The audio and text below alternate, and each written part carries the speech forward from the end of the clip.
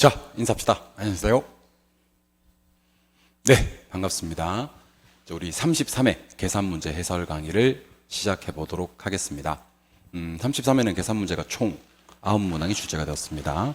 일단 문제 패턴, 구성을 좀 살펴보면 경제론에서는 아주 전통적으로 2문항이 출제가 되었습니다. 원래 나오던 대로 균형 가격과 균형량을 계산하는 파트에서 당연히 하나가 출제가 되었고요. 수요와 관련되는 탄력성이 3개가 있죠. 가격 탄력성, 교차 탄력성, 소득 탄력성을 다 줬습니다. 그리고 수요에 소득 탄력성을 구하라 하는 문제로 출제가 되었습니다. 소득 탄력성. 원래는 이제 우리가 소득의 변화율을 구하라 하는 문제가 일반적인데 소득 탄력성까지를 한번 구해봐라. 어려운 문제는 아니었는데 그래도 우리 수험생들이 실전에서는 조금 힘드셨을 것으로 판단은 됩니다. 시장론은 2문제가 출제가 되었고 역시 아주 전형적인 문항 패턴입니다. 정보 현재 가치, 우리 빼앗나는 거 있죠. 정보 현재 가치가 출제가 되었고 레일리의 소매 인력 법칙, 소매 인력 법칙 그러셔도 되고 소매 중력 모형 하셔도 되는데 우리가 연습 정말 많이 했던 2문제의 유형, 계산 문제 유형이기 때문에 시장론 2문제는 다 맞추었을 것으로 사료됩니다. 투자론 역시 전형적입니다. 지렛대 효과, 우리가 자기자본 수익률, 내돈 수익 이자 하는 거 있었죠. 여기서 지렛대 효과가 출제가 되었고 연금의 현가 계수를 활용한 자기자본 수익률 구하는 거랑 대출 잔액, 요게 앞으로 좀 출제될 가능성이 있어 보입니다. 대출 잔액, 우리 은행에서 빌려온 돈 부채 곱하기 잔금 비율 해서 구하기도 하고요. 은행에다가 갚아나가는 부채 서비스에 곱하기 연금의 현가 계수 잔여 기간 이렇게 해서 구하기도 합니다. 잔금 구하는 거, 네 글자로는 대출 잔액 구하는 거 확실하게 좀 정리를 해 주셔야 될 것 같습니다. 좋았고요. 어림셈법, 우리 순소득 승수라고 있죠. 순소득 승수. 순소득 승수 순분의 총 하는 거고 상당히 쉽게 출제가 되었습니다. 그냥 경우에 따라서는 암산으로도 풀 수 있는 그런 형태의 문제로 출제가 되었습니다. 평가론이 2문항이 출제가 되었는데 역시 전형적인 문항 패턴이었습니다. 비교 방식, 거래 사례 비교법으로 비중가액 구하는 거 하나랑 그리고 수익 방식에서 수익가액 구하는 건데 우리 토지 하는 이율 얼마, 건물 하는 이율 얼마, 몇 대 몇 해서 하는 일 구해주고요. 가능 총소득에서 공시를 빼고요. 유효종소득 나오죠. 영업경비 빼고요. 순영업소득 나오죠. 환원율로 나누어서 수익가액 구하는 거. 그래서 다시 정리하면 33회 계산 문제는 원래 시험에 나오던 아주 전형적인 정규 패턴을 그대로 밟았다라고 생각하시면 좋을 것 같고요. 총 9문제 중에서 수요 공급 이론인 경제론에서 2개, 시장론에서 2개, 투자론이 많이 나오죠. 원래 3개, 감정평가론에서 2문제. 그래서 아주 전형적인 패턴에 입각한 9문항이 출제가 된 33회였습니다. 자, 그럼 지금부터 1번 한번 풀이를 시작해 보도록 하겠습니다.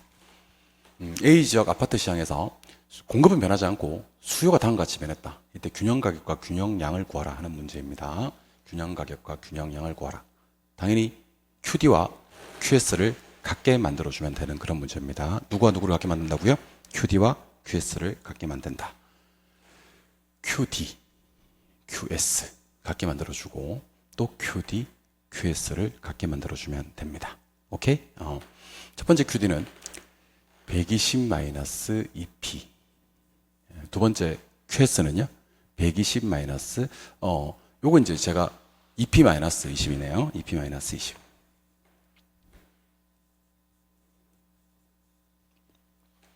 근데 수요 함수가 변해버렸습니다. 그죠? 120-2분의 3P로 변했습니다. 분수가 나올 거라 그랬죠. 2분의 3은 1.5P 이렇게 계산하시면 조금 더 쉽게 정리하실 수가 있습니다. 공급함수는 바뀐 부분이 없죠. 그래서 2P-20이 그대로 나오는 패턴입니다. 그래서 풀고 다시 정답 한번 확인해 볼게요. 결국 120-2P는 2P-20이었던 거. 몇 P? 4P. 얼마? 140이 됩니다. 이런 걸 갖다가 좀 두려워하지 않았으면 좋겠습니다. 계산기를 딱 꺼내서 이런 문제가 나오면 계산기 딱 꺼내서 140 나누기 4 이렇게 때려주는 겁니다. 그죠? 가격은 35가 나와요. 35를 여기다 대입해도 되고 여기다 대입해도 되는데 양이 나옵니다. 양은 50개가 됩니다. 오케이. 두 번째는요. 2분의 3을 1.5로 바꾼다 그랬습니다. 120-1.5P는 2P-20이 되겠죠. 그럼 몇 P? 3.5P. 좋아요. 얼마? 140. 또 계산기 꺼내는 거에 주저함이 있어서는 안 됩니다. 140 나누기 3.5를 때려줍니다. 가격은 얼마? 40. 대입을 합니다. 여기다 대입하는 게 좀 편하겠네. 그러면 양은 몇 개? 60개. 이렇게 하시면 됩니다. 가격은 얼마 하던 게? 35 하던 게 40이 됐기 때문에 가격은 5 상승이요. 양은 50 하던 게 60 같기 때문에 10. 가격은 상승, 양은 증가되었죠. 가격은 얼마 상승? 5 상승. 양은 얼마 증가? 10 증가. 그래서 가격은 5 상승, 양은 10 증가라고 되어 있는 걸 찾으셔야 됩니다. 정답은 몇 번입니까? 정답은 2번이 되는 그런 문제가 되겠네요. 그래서 이런 문제는 한 1분 정도 측정해 놓고 문제를 풀어보셨다가 좀 트레이닝이 되시면요. 시간 갖다가 한 50초, 조금 무리하시면 40초만 해도 풀 수 있는 그런 계산 문제입니다. QD, QS 같게 만들어주고 바뀐 QD와 QS 같게 만들어서 PQ, PQ 가격 양 따지는 거 아주 전형적인 패턴이고 출제 가능성은 상당히 높다라고 보여지는 그런 문제입니다. 아시겠죠? 정답은 몇 번? 2번. 1번 문제 클리어. 2번 문제로 한번 가보도록 하겠습니다. 2번 문제. 부동산 경제론 문제인데, 요번 특징을 좀 알려드리도록 할게요. 일단 수요의 가격 탄력성도 나오고, 수요의 교차 탄력성도 나왔습니다. 근데 아파트 가격도, 수요자의 소득도, 아파트 가격도, 오피스텔 가격도, 소득도, 아파트 가격을 여기서는 대체재 가격으로 봐야 됩니다. 각각 5%씩 상승을 하였다. 이때 오피스텔 전체 수요량이 변화율이 1%라고 하면 이거는 조금 거시기해요. 1%가 증가됐다라는 얘기예요. 1%가 증가되었다. 그래서 변화율이 1%다라고 하기보다는 1%가 증가되었다라고 수정해서 문제 푸시기 바랍니다. 결국에는 복수정답 처리가 되진 않았는데 변화율이 1%라고 하면 증가될 수도 있고 감소될 수도 있는 거거든요. 그죠? 콕 집어서 증가율이라고 하는 게 좀 더 문제에서 부드럽게 내용 정리를 하실 수가 있을 것 같아요. 근데 결국에는 뭘 물었냐면 수요의 소득 탄력성을 물었습니다.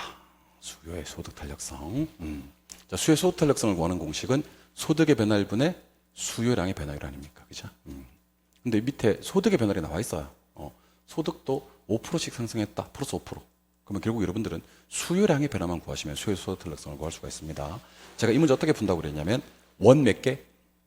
원 3개를 일단 그리시고요. 마지막 원을 하나 더 그려주셔야 될 것 같습니다. 자, 일단 원을 총 4개를 그립니다. 하나, 둘, 셋, 마지막 4개. 그리고 이 원은 무조건 수요량입니다. 가격 때문에 어떻게 되는지 한번 보도록 하겠습니다. 가격이 5% 상승했죠? 근데 가격 탄력성은 얼마라고요? 0.5라고요. 가격이 5% 상승했는데 수요의 가격 탄력성은 0.5라고. 그러면 제가 55 이렇게 할 거예요. 55. 그러면 여러분들은 마이너스 2.5% 이렇게 해주셔야 됩니다. 처음엔 좀 어렵더라도 제가 하라는 대로 좀 하셔야 됩니다. 가격이 상승하면 수요량이 감소되는 게 수요 법칙이거든요. 그래서 55 그러면 마이너스 2.5% 이렇게 얘기해야 됩니다. 이거는 무슨 탄력성? 가격 탄력성에 따른 수요량. 교차 탄력성 들어가 볼까요? 교차 탄력성. 대체재 가격이 5% 상승했습니다. 근데 교차 탄력성은 0.3입니다. 53 그러면 플러스 1.5입니다. 그럼 여기는 왜 플러스 1.5예요? 하시는 분들은요. 가격이 올라가면 수요량이 줄지만 대체재 가격이 오르면 수요량은 증가됩니다. 대체재 가격과 수요는 비례관계이기 때문이죠. 대체재 플러스. 알고 계시죠? 그럼 대체재인지를 어떻게 알았어? 여기 보시면 오피스텔과 아파트는 모두 정상적이고 수요의 가격 탄력성은 절대값이다 라고 했는데 교차 탄력성이 0.3이라는 것은 플러스 값이잖아요. 그죠? 플러스 값은 당연히 대체재가 되는 거예요. 말하지 않아도요. 그래서 53 플러스 1.5. 전체 수요량이 저거 1% 증가로 수정하자 그랬습니다. 플러스 1%가 됩니다. 그러면 소득에 따른 수요량이 어떻게 되는지를 얘기해 주셔야 됩니다. 마이너스 2.5에 플러스 1.5 하면 마이너스 1%가 되겠죠. 근데 여기 플러스 1%니까 가운데 플러스 2%가 와야 됩니다. 그래서 이 플러스 2% 찾는 게 가장 중요합니다. 자, 원래는 뭐가 정상? 마이너스 2.5가 돼야 정상. 근데 플러스 1.5가 됐기 때문에 여기까지 마이너스 1. 결과적으로는 플러스 1이 됐기 때문에 가운데 플러스 2. 수요 소득 탄력성은 소득의 변화율분의 수요량의 변화율인데 소득이 아까 5% 증가되었다고 나와 있었지 않습니까? 그죠? 그래서 54, 0.2, 54 플러스 2 이렇게 해서 답은 0.4. 정답이 2번이 되는 그런 문제가 됩니다. 그래서 이 문제는 제가 다시 한번 풀어드릴게요. 다시 한번. 문제 해석은 끝났으니까요. 원을 몇 개 그린다? 원을 3개 그린다. 그리고 마지막에 원을 하나 더 그린다. 수요의 소득 탄력성은 소득의 변화율분의 수요량의 변화율인데 소득이 플러스 5%가 증가됐다는 말이 나와 있습니다. 전체 수요량은 플러스 1% 증가라고 해석하기로 했죠. 가격이 5% 상승했는데 가격 탄력성이 0.5니까 55 하면 여기 마이너스 2.5 때려주는 거. 교차 탄력성입니다. 대체재 가격이 5% 상승했는데 교차 탄력성이 0.3이기 때문에 53 플러스 1.5 이렇게 하는 거. 가운데 얼마가 와야 된다고요? 플러스 마이너스 1이고 플러스 1이 되려고 그러면 플러스 2가 와야죠. 2. 그러면 5, 4, 20 이렇게 하시면 되겠죠. 플러스 2가 와야 되니까. 그래서 소의 소득 탄력성은 0.4다. 답은 2번이 되는 그런 문제가 됩니다. 그래서 마이너스 2.5 플러스 1.5 결과는 플러스 1 가운데 플러스 얼마? 2 5분의 2는 얼마? 0.4 이렇게 소득 탄력성 푸는 겁니다. 꼭 요 원칙, 원 4개 그리고 수요량의 변화를 찾아서 소득 탄력성까지 연결 지어 주셨으면 좋겠습니다. 내용을 이해하시면 어려운 문제는 아닙니다. 아마 이해가 안 되시는 분들은 공부를 조금 덜 하지 않았나라는 생각이 들긴 합니다. 요 문제 클리어. 다음 문제 시장론입니다.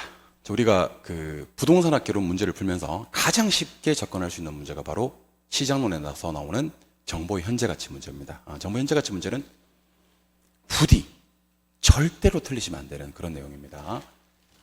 일단 우리가 확인해야 될 건 정보 현재가치를 구하는 문제구나를 확인하시고요.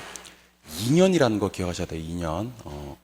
그리고 대형마트가 개발될 가능성이 얼마면 45%면 개발되지 않을 가능성 55%를 미리 써놓는 게 좋습니다. 그리고 나서 철저하게 빼, 안, 나, 는 하고 는 한번 더 눌러주시면 됩니다. 2년이니까. 요 연속 는 계산이 카시오 계산기는 안 되더라고요. 카시오 계산기가 아닌 일반 계산기로 계산하셔야 됩니다. 그래서 계산기에다가 이렇게 하시면 됩니다. AC 누르고. 그렇죠. 12억 1천만 원. 12억 1천만 원 빼기 4억 8,400만 원. 다 쓰는 게 좋아요. 4억 8,400만 원. 곱하기, 여기서 중요합니다. 빼 했으면 안 들어서 확률을 곱해야 됩니다. 55%. 나누기 이자율은 10%니까요. 1.1, 는 하면 안 되고 1.1, 는 이렇게 해주셔야 됩니다. 한 번만 더. AC 12억 1천만 원 빼기 4억 8,400만 원 곱하기 55% 나누기 1.1, 는 이렇게 하시면 계산기에 3억 3천만 원 찍히면서 정답은 3번이 되는 그런 문제입니다. 그래서 정보 현재 가치는 돈 두 개를 뭐하고요? 빼고요. 뭐를 곱하고요? 안 들어도 확률을 곱하고요. 뭐로 나눠준다고요? 1 플러스 R의 N승으로 나눠준다고요. 그래서 빼고 안 들어도 확률을 곱하고 1 플러스 R의 N승으로 나눠주는 문제. 그리고 2년이니까 는을 마지막에 한 번 더 눌러주시면 됩니다. 그럼 혹시 그럴 리는 없겠지만 3년 후에 이런 일이 발생했을 때 정보 현재 가치를 어떻게 구합니까? 그러면 빼, 안, 나, 는 하시면 됩니다. 는 3번. 진짜 그럴 리는 없겠지만 5년짜리 정보 현재 가치를 구하라고 한다면 빼, 안, 나, 는 하시면 됩니다. 네, 선생님 이렇게 는 이렇게 아시겠죠? 는 누르는 거는 그렇게 어려운 게 아니니까 몇 년은 의미가 별로 없어요, 그죠? 근데 혹시 할인율이 5%라면 1.05로 할인해 줘야 되고요. 할인율이 20%라면 1.2로 할인해 줘야 되는 겁니다. 1 플러스 R의 N승으로 나눠준다라는 느낌이 필요합니다. 이게 그동안은 계속 10% 나왔는데 한번 바뀔 가능성도 있어 보이니까요. 다른 퍼센테이지도 연습을 해주시면 좋을 것 같습니다. 시장론 정보 현재 가치 클리어. 다음 문제 4번 문제입니다. 4번 문제는 우리가 당연히 예측이 가능한 정보의 현재 가치 구하는 문제입니다. 렐리의 소멸력 법칙 구하는 문제입니다. 제가 정보 현재 가치에 너무 심취해서 렐리의 소멸력 법칙 구하는 문제입니다. 이 문제는요, 반드시 그림을 좀 그려주시는 게 좋습니다. 어떻게 해요? A, B, C. 적어도 여기까지만이라도 그림 좀 그려주시는 게 좋아요. 그래놓고 A는 얼마요? 5만 명. 5만. 좋습니다. B는요? 3만 2천 명. 좋습니다. C는 얼마요? C는 10억이요. 좋습니다. 거리는요? A까지 거리는 5km. B까지 거리는 2km. 이렇게. 그리고 A로 얼마나 소비가 되고 B로 얼마나 소비가 되느냐. 자, A 소비액 구해버리면 B 소비액이 자동으로 구해지겠죠. 그래서 약분을 좀 합시다. 요거 1000으로 약분합시다. 그러면 하나는 50이 되고 하나는 32가 됩니다. 약분 한 번만 더 합시다. 2로. 2로 약분 더 합치면 25. 2로 약분 하시면 2는 2, 26에 12 이렇게 하시면 되겠네요. 그죠? 25와 16이 되겠습니다. A 거리 제곱분의 A 면적 하시면 됩니다. 5의 제곱은 얼마? 25분의 25. 오, 나눠 떨어지네. 2의 제곱은 얼마? 4분의 16. 25분의 25를 올려주시면 A로 갈 확률이 나옵니다. 그래서 거리는 거리끼리, 면적은 면적끼리 약분이 가능합니다. 근데 이거는 거리는 약분이 안 되니까 약분 안 한 거예요. 면적은 충분히 약분이 가능합니다. 요거 얼마요? 1. 요거 얼마요? 4. 요거 얼마요? 1. 그럼 4분의 1이에요. 그러면 요거는 20%가 어디로 간다? A로 간다. 몇 분의 몇이니까? 5분의 1이니까. 20%면 총 10억 중에서 20%. 절로 얼마 간다? 2억 간다 하시면 됩니다. 절로 2억 가면 절로는 얼마 간다? 8억 간다 하시면 됩니다. 굳이 B로 갈 확률을 구할 필요는 없어요. A로 구할 확률이 정해지면 B로 갈 확률은 자동으로 구해지니까. 답이 2번인데, 답은 3번인데, 오늘 왜 이러지? 답은 3번인데, 조심하셔야 될 게 하나 있습니다. 만약에 가로 안에 단, C도시 인구에 80%만 AB 도시로 이제 우리가 구매로 간다. 이런 표현이 등장합니다. 구매자가 된다. 그러면요. 아까 10억을 얼마로 나눠준 다음에 80%를 곱해줘서 8억으로 만들어준 다음에 그리고 나서 20%를 때려줘야 되기 때문에 1억 6천만 원으로 돈이 준다라는 생각도 하셔야 되는 겁니다. 그래서 아직까지는 요 레일리 소멸력 법칙에서 가로를 손대진 않았는데 허프의 확률 모형 같은 경우는 가로 안에다가 도시 인구의 몇 프로만 간다라는 단서를 주기도 하거든요. 그래서 레일리 소멸력 법칙과 허프의 확률 모형은 단서 조항도 열심히 보시기 바랍니다. 단서 조항을 열심히 보셔가지고 도시 인구가 다 가는지 그 중에서 또 몇 프로만 가는지를 연습해 주시면 좋을 것 같습니다. 계속 강조하지만 거리는 거리끼리, 면적은 면적끼리 약분이 가능하다는 것을 반드시 문제 적용에 활용하시면 조금 더 빨리 문제를 풀 수 있지 않겠나라는 생각이 들어요. 그래서 시장론 두 문제는 상당히 쉬웠던 문제, 33회는 정부 현재 가치 하나랑 레일리 소멸력 법칙 하나로 문제 구성을 했습니다. 뭐가 너무 어렵다? LQ, 입지계수가 나오면 골 때립니다. 34회 때는 입지계수가 나왔거든요. 그래서 입지계수 나오면 골 때린다. 그런 생각도 아울러서 하시면 좋을 것 같습니다. 레일리 소멸력 법칙 클리어.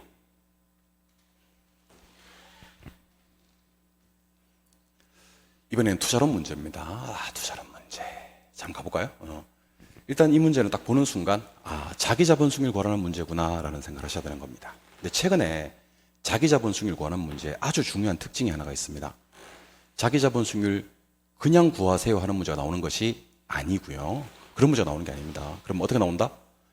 대출을 안 받았을 때, 대출을 몇 프로 받았을 때 이런 문제가 나온다고요. 그래서 이 문제는요. 저랑 어차피 이렇게 나올 거니까 약속을 좀 하고 갑시다. 뭐라고? 딱 가운데다가 지분이란 말과 부채란 말을 일단 쓰지 뭐. 쓰고 부동산 가격이 얼마입니까? 그러면 요즘 최근에는요. 꼭 이딴 식으로 문제를 냅니다. 저도 왜 그런지 모르겠는데 그냥 2억 하면 될 것을 2만만 원 이러고 앉았습니다. 그러니까 사람을 괴롭히는 방법도 여러 가지 방법인 것 같아요. 2천만 원도 아니고 2만만 원. 단위를 만 원으로 내버립니다. 그냥 돈을 아예 줘버리든지 2만만 원. 2만만 원 2억입니다. 연습하셔야 돼. 방법이 없어. 오른쪽을 먼저 하는 게 좋겠다. 오른쪽은 타인 자본을 활용하지 않는다고 했으니까 지분이 2억 다 들어가는 거예요. 부채는 빵원 하시면 되고 2억짜리 부동산을 구입하면서 타인 자본을 40% 활용하는 것은요 8천만 원을 부채를 끌어왔다는 얘기입니다. 2억 중에서 40%를 타인 자본을 활용했으니까 내 돈은 얼마요? 1억 2천만 원이 됩니다. 총 2억이니까. 그래서 이렇게 쓰는 게 결국에는 제일 빠르더라고. 제가 여러분들 선배들을 대상으로 임상 실험을 거친 결과 요거 쓰는데 걸리는 시간은 충분히 뽑아먹을 수 있더라고. 그러니까 손해보는 거 아니니까 지분 부채 가운데 딱 우리 기업과 니은 딱 중간에다가 지분 얼마 부채 얼마를 쓰고 자기 자본승률 구하는 공식은 내 돈, 수익, 이자 이렇게 하시면 됩니다. 근데 가운데 뭐를 올리셔야 되면 상승분 올리셔야 됩니다. 상승분. 그래서 처리할 때는요. 내 돈 수익이자 상승분. 한 번 더. 내 돈 수익이자 상승분 이렇게 하시면 됩니다. 그래서 기업부터 한번 풀어볼까요? 내 돈 얼마요? 그러면 1억 2천 하시면 됩니다. 적어놨으니까 얼마나 쉬워? 내 돈 1억 2천만 원. 수익은 얼마요? 여기 700만 원. 700만 원. 상승 이자를 빼야 되겠죠. 빌린 돈이 얼마인데? 봐요. 얼마나 쉬워요. 8천인데 금리가 5%입니다. 8천에 5% 빨리 계산하는 방법은요.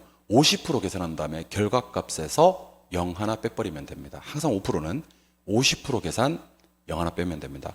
8천의 절반이 얼마지? 4천. 0 하나 빼면 400만 원 빼면 됩니다. 그리고 답을 쓰려고 하는데 부동산의 가격이 3% 올랐습니다. 자, 2억짜리 부동산이 3% 올랐을 때 벌어지는 일입니다. 2억짜리 부동산 3% 계산하는 방법은요. 2억에 30% 계산한 다음에 0 하나 빼면 됩니다. 2억에 30% 얼마요? 6천만 원. 0 하나 빼면 600. 결국 우리는 1,300만 원을 400을 빼는 겁니다. 그럼 900만 원이 될 거고 900만 원 나누기 1억 2천만 원을 때려주시면 좋을 것 같아요. 그럼 계산기 얼마 떠냐면 0.075가 뜹니다. 퍼센테이지로 얘기하면 7.5% 이렇게 하시면 됩니다. 일단 7.5%니까 답이 될 수 있는 것은 3, 4, 5번 중에 하나 이렇게 하시고요. 니은이 엄청 쉬워버려요. 내돈 수익이자 상승물인데 내 돈이 얼마? 2억. 수익이 얼마? 700. 이자는 안 뺍니다. 뺄 게 없어요. 왜요? 빚을 안 냈으니까요. 상승분의 그대로 얼마? 600만 원 하면 됩니다. 결국 얼마를? 1,300만 원을 2억으로 나눠주시면 되는 그런 문제입니다. 이거는 계산기에 0.065가 뜰 겁니다. 퍼센테이지로 한사람은 6.5% 이렇게 하시는 겁니다. 답은 기억 7.5%, 니은 6.5%에서 4번이 되는 그런 문제가 됩니다. 이 문제는 푸실 때 어떻게 푼다? 시간 재놓고 그리고 1분 안에 푸시는 연습을 하시고 계산기 활용을 주저하지 마시기 바랍니다. 그러니까 위에 1,300 빼기 400 하면 얼마가 된다고요? 900 나누기 1억 2천 0.075 항상 계산기로 구하시고요. 1,300 나누기 2억 항상 계산기 두드려서 0.065 6.5% 때려주시기 바랍니다. 왜냐하면 사실 투자론에서는 자기자본 수익률 구하는 문제가 계산 문제로 뜬다면 가장 쉬운 계산 문제예요. 이보다 더 쉬울 수 없다. 그렇죠? 근데 진명에 가셔서 계산기 조작에 대한 부담감 때문에 못 푼다? 아, 요거는 1년 농사입니다. 우리 시험이. 요거는 이해나 암기의 영역은 아니고요. 트레이닝의 영역입니다. 열심히 연습 훈련 하셔가지고요. 1분 안에 푸시는 노력을 좀 하시고 개인적으로는 한 40초 정도 만에 푸시면 조금 더 베스트가 될 것 같다는 생각은 듭니다. 아시겠죠? 한번 도전해 보시기 바랍니다. 자기자본 수익률 계산 클리어. 6번. 6번은 대출 잔액을 구하라 하는 문제입니다. 요거 좀 제 생각엔 좀 유행할 것 같은 그런 느낌이 들어요. 두 글자로는 대출 잔액을 잔금이라고 하거든요. 그럼 일단 제가 잔금 구하는 공식 두 가지를 한번 써보겠습니다. 잔금은 혹시 은행에서 빌려온 돈을 알고 있을 때, 부채를 알고 있을 때 잔금 구하는 방법이 있고요. 은행에다 갚아나가는 돈, 부채 서비스액, 원리금 상환액이라고도 합니다. 부채 서비스액을 알고 있을 때 잔금을 구하는 방법이 있습니다. 부채를 알고 있을 때는요, 잔금 비율을 그냥 곱해버리면 돼요. 잔금 비율을 곱해버리면 되고, 부채 서비스액을 알고 있을 때는 곱하기 연금의 현가계수, 잔여기간 이렇게 해주시면 됩니다. 공식이 좀 달라져요. 답은 똑같은데. 부채 서비스액 알고 있을 때는 뭘 곱한다고요? 연금의 현가계수, 잔여기간 곱하시면 되고요. 부채를 알고 있을 때는 무슨 비율 곱한다고요? 잔금 비율 곱한다고요. 그런데 잔금 비율을 구하는 공식이 연금의 현가계수 전기간 분해, 연금의 현가계수 잔여기간 하시면 돼요. 연금의 현가계수 전기간 분해, 연금의 현가계수 잔여기간. 이렇게 해버리니까 우리 수험생들이 쌤 머리 아파요. 나 안 할 거예요. 대출 잔액은 나와 인연이 없나 봐. 나는 이제 여기까지가 끝인가 보고 이제 나는 돌아서 하겠어 하면서 돌아서시더라고요. 근데 요거 연습 충분히 하시면요 안 어려운 문제입니다. 할만합니다. 진짜 여러분들 아시겠죠? 그래서 일단 우리가 지금 알고 있는 게 잔금 구할 때 부채를 알고 있는지 부채 서비스를 알고 있는지 문제를 통해서 확인해 봐야 되는데 원리금 지급액이 나와버렸어요. 54만 원이요. 그러면 이때는 두 번째 공식인 부채 서비스액 곱하기 연금의 현가계수 잔여기간을 씁니다. 그러니까 원리금 지급액이 뭐냐면 부채 서비스액이거든요. 원리금 지급액이 부채 서비스액이거든요. 자, 전체 기간이 몇 년인데? 30년인데 5년이 지난 시점이라 그랬지 않습니까? 그죠? 남아있는 기간, 잔여기간은 25년입니다. 그때 연금 현가계수를 알고 있기 때문에 제가 이 문제를 왜 쉽다고 하냐면 부채 서비스액이 지금 54만 원이지 않습니까? 그죠? 54만 원 곱하기 연금 현가계수 25년짜리를 때리시면 돼요. 연금 현가계수 25년. 총 몇 년 중? 30년 중 5년이 지났으니까 남은 기간 25년. 근데 그 연금 현가계수가 여기 떡하니 있어요. 171.06이 있습니다. 그래서 그냥 여러분들은 54만 원 곱하기 171.06만 때리주시면 됩니다. 다른 거 다 필요 없어요.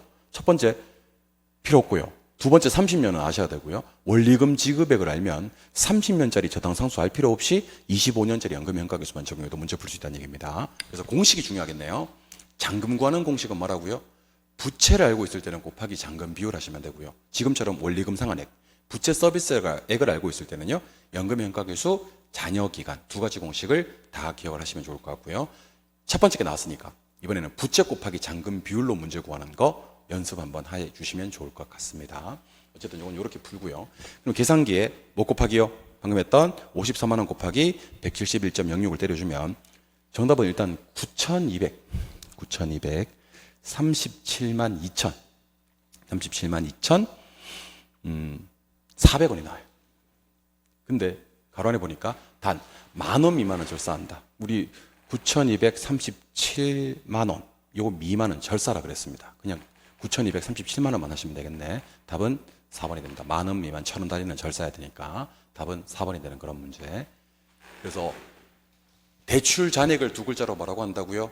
잔금이라고 한다고요. 잔금 구하는 공식은 부채를 알 때와 부채 서비스액을 알 때, 원리금 상환액을 알 때가 각각 다르다 그랬습니다. 부채를 알 때는 바로 뭐를 때려버리면 잔금 비율을 곱해버리면 되고, 부채 서비스액, 원리금 상환액을 알 때는 연금 현가계수, 잔여 기간을 때려준다. 공식 한번 요약집이나 기본서를 통해서 확인해 주시기 바랍니다. 오케이? 잔금, 대출 잔액, 클리어. 다음 문제입니다. 다음 문제는 역시 투자론 문제입니다. 투자론 문제가 총 3문제가 출제가 되었으니까 순소득 승수를 구하라. 순소득 승수. 저는 개인적으로 33회 여러 가지 문제가 있었습니다만은 33회 그 어떤 문제보다도 가장 쉬운 문제가 지금 보고 계시는 순소득 승수가 아닌가 합니다. 일단 공식부터 확인하죠. 순소득 승수 구하는 공식은 순영업소득분의 총투자액입니다. 순분의 총 이렇게 하시면 됩니다. 그래서 제가 승수법이 일단 나왔으니까 공식 4가지 다 알려드리겠습니다. 총소득 승수는 총소득분의 총투자액, 순소득 승수는 순소득분의 총투자액, 세전 승수는 세전분의 지분투자액, 세후 승수는 세후분의 지분투자액입니다. 그런데 여기 보니까 총투자액이 10,000,000원, 어쩔 수 없어. 1억이 있어요. 10,000,000원, 1억에다 아까 그랬죠. 그리고 이제 뭐만 구하면 되는데, 순영업소득만 구하면 되는데, 유효 총소득에서 영업 경비를 빼면 순영업소득이 바로 나와버린다니까. 유효 총소득이 얼마? 1,000,000원. 영업비용이 얼마? 500. 그럼 순영업소득이 500만 원이라는 결론이 나와요. 끝났어요. 500만 원 분의 1억 하시면 됩니다. 그럼 이게 20이 됩니다. 그래서 이 문제 답은 5번이 되는 그런 문제예요. 그래서 여기서 제가 나 어려운 문제야, 나 건드리지 마 하고 덩치는 엄청 크게 보이지만 결국 이 문제를 풀 때 필요한 것은 총투자액이라고 하고요, 유효 총소득 1,000만 원 하고요, 영업비용 500만 원 하고, 요거 3개만 알면 됩니다. 뭐가 필요 없다고요? 전부 다 지분투자액, 부채서비스액, 영업소득세 이런 게 모두 필요 없는 그런 문제가 됩니다. 풀 수 있어야 됩니다. 정말 어려운 문제가 아닙니다, 여러분들. 어려운 문제면 제가 풀라고 하지도 않습니다. 한 20초 많이 드린 거예요. 20초 것이 가능했으면 좋겠습니다. 그래서 얼마든지 순소득 승수 말고 이제 세전 승수, 세전분의 지분, 세후 승수, 세후분의 지분도 구할 수 있어야 될 것 같습니다. 아시겠죠? 승수법 공식 꼴랑 4개밖에 안 되니까 총소득 승수, 총소득분의 총투자액, 순소득 승수, 순소득분의 총투자액, 세전 승수, 세전분의 지분투자액, 세후 승수, 세후분의 지분투자액을 기억해 주시기 바랍니다. 아시겠죠? 오케이. 투자론 3문제 클리어. 다음 문제. 이제 평가론 문제입니다. 2문제 남았습니다. 평가론은 당연히 해마다 출제되는 비중가액, 거래사례 비교법 적용해서 구하는 비중가액 구하는 문제인데, 요거 여러분들 비중가액 구하는 문제는 면적 비교를 반드시 한다라는 생각을 기본적으로 하셔야 됩니다. 그럼 면적 비교를 안 해도 되는 문제가 있거든요. 그런 문제는 어떤 문제냐면 비중가액 구하라는 문제가 아니라 제곱미터당 원을 구하라는 문제가 있어요. 그러니까 단위 면적당 가격, 단위 면적당이라고 쓸까요? 단위 면적당 가격을 구하는 문제는 면적을 굳이 비교할 필요가 없어요. 근데 비중가액 구하는 문제는 면적 비교를 해야 됩니다. 근데 뭐 앞에 있는 게 면적이다? 제곱미터 앞에 있는 게 면적입니다. 제곱미터 앞에 있는 게. 제가 어떤 사람을 발견했냐면, 진짜입니다, 여러분들. 340분에 350 한 사람을 발견했어요, 제가. 번지를 갖다가 면적인 줄 알고 적용하시는 분들이 계십니다. 와, 이거 정말 심각하지 않습니까? 뭐 앞에가 면적이다? 제곱미터 앞에 있는 게 면적이다. 사례는 아래로 가는 면적이고요, 대상은 위로 가는 면적입니다. 그럼 이게 얼마 분의 얼마냐면요, 200분의 150이거든요. 굳이 약분하지 마시고 위에 거 곱하고 밑에 거 나눈다라는 느낌이 필요합니다. 무엇이 중요하죠? 돈이 중요하죠. 그래서 8억 곱하기 뭐 한다고요? 150 나누기 200. 그리고 사정고정치 반드시 해주셔야 됩니다. 0.9. 그리고 지가 변동률은 요즘 이렇게 나옵니다. 주거지역이 5%고요. 상업지역이 4%면요. 뭐가 중요합니까? 그러면 용도지역이 중요하지 하시는 겁니다. 용도지역이 일반 주거지역입니다. 그래서 여러분들은 주거지역 변동률을 적용한다는 것이 중요합니다. 주거지역 변동률이 중요합니다. 그래서 변동률은 1.04가 아니라 1.05를 때리셔야 됩니다. 5% 열세짜리는 0.95가 되겠죠. 그래서 8억부터 출발하겠습니다. 시작. 8억 곱하기 150 나누기 200 곱하기 0.9 0.9 살리셔야 돼. 곱하기 1.05 주거지역이니까 곱하기 0.95는 때려주시면 됩니다. 여러분 제가 싹 지울 테니까 문제 보고 다시 한번 외쳐주시기 바래요. 비중가액. 일단 비중가액 구하라는 문제는 통상적으로 면적 비교를 하고요. 제곱미터 앞에 있는 게 면적입니다. 마음에 준비하시고 출발합니다. 시작. AC부터 갈게요. AC부터 시작. AC 8억 곱하기 150 나누기 200 곱하기 0.9 곱하기 1.05 곱하기 0.95는 하시면 됩니다. 한 번 더 할게요. 시작. AC 8억 곱하기 150 나누기 200 곱하기 0.9 곱하기 1.05 곱하기 0.95는을 때려주시면 계산기에 5억 3,865만 원에서 2번이 정답이 되는 그런 문제가 됩니다. 아주 쉬운 문제니까 반드시 해결하실 수가 있어야 됩니다. 비중가액 틀려버리면 누가 여러분들을 유료해 주겠습니까? 한 30초 정도 시간 정해놓고요. 반드시 한번 풀어보시기를 간절히 바라봅니다. 오케이? 비중가액 클리어? 9번 문제. 다음 자료를 활용해서 대상부동산의 수익가액을 구하라 그랬습니다. 자, 수익가액은요. 원래 공식은 이렇습니다. 수익가액 구하는 공식은 순영업소득을 환원이율로 나눠주시면 됩니다. 환원이율로. 근데 절대로 순영업소득을 안 줍니다. 가능총소득에서 공시를 빼게 합니다. 유효총소득 구하고 영업경비를 빼게 합니다. 순영업소득 구하고 환원이율로 나눠줍니다. 그럼 수익가액이 튀어나옵니다. 그래서 어떻게 구하기로 했냐면 수익가액은 가능총소득에다가 나 하기로 했습니다. 한번 가볼까요? 수익가액은 가능총소득에다가 나 이렇게 하시면 됩니다. 뭐나? 가능총소득에다가 공실 영업경비 환원율 나누는 겁니다. 그리고 요거 지금부터 저랑 암산 한번 해봅시다. 토지 환원율이 얼마? 5%. 건물 환원율은 얼마? 10%. 가격 구성비는 토지 60% 건물 40%다. 요거 지금부터 저랑 암산 한번 해봅시다. 연습하면 돼. 5의 절반이 2.5거든. 근데 절반보다 살짝 더 나와야 돼. 60% 곱하니까. 그래서 5, 6에 그러면 3 해야 돼. 10의 절반은 5인데요. 그보다 살짝 덜 나와야 될 것 같습니다. 40% 곱해야 되니까. 14는 그러면 4. 그러면 이 부동산의 환원율은 7% 이렇게 해주시면 됩니다. 환원율이 7%다라는 것을 여러분들이 암산해 주셔야 됩니다. 일단 제가 이걸 지울게요. 심장에서 이걸 갖다가 암산하시면요. 거의 게임은 끝나요. 거의 게임은 끝납니다. 다시 토지 얼마인데 5인데 60% 3 건물 10인데 40% 4 두 개 더하면 얼마? 7 환원율은 7% 가능총소득은 얼마입니까? 그러면 4,400만 원입니다. 4,400 계산기 다 치는 게 좋아요. 공실은 10% 그냥 빼기 10% 하시면 됩니다. 근데 이 문제에서 가장 중요한 단어가 지금 등장을 합니다. 운영경비가 잘 봐요. 가능총소득이 2.5%입니다. 그러면 이 문제는요. 방법이 없어요. 방법이 없어. 그냥 여러분들은 계산기에다 대고 4,400만 원 곱하기 2.5%를 때릴 수밖에 없는 겁니다. 이거는 만약에 유효총소득이 2.5%라면 바로 빼기 2.5가 들어가도 되거든요. 근데 가능총소득이 2.5%는요. 4,400 곱하기 2.5%를 여러분들이 때려 주셔야 됩니다. 이게 2.5% 때리면 얼마 나오냐면 정확히 110만 원 나옵니다. 이걸 여러분들이 직접 구하시라는 얘기입니다. 만약에 유효총소득이 2.5%면 빼기 2.5%만 때리면 된다 그랬습니다. 기억하시기 바랍니다. 그러면 계산기 입력값이 다 나왔습니다. 어떻게 하시면 된다고요? 4,400만 원 빼기 10% 빼기 110만 원 나누기 7%딱 때려주시면 됩니다. 계산기 얼마가 정확히 딱 뜨냐면 계산기 얼마가 뜬다고요? 5억 5천만 원이 딱 뜹니다. 답은 3번이 되는 그런 문제. 그래서 33의 총 9문제 중에서는요. 난이도 극상이라고 보여지는 것들이 많이 보이진 않았습니다. 그래서 33회 때는 계산 문제 9개 중 다 맞추신 분들도 꽤 많이 계셔요.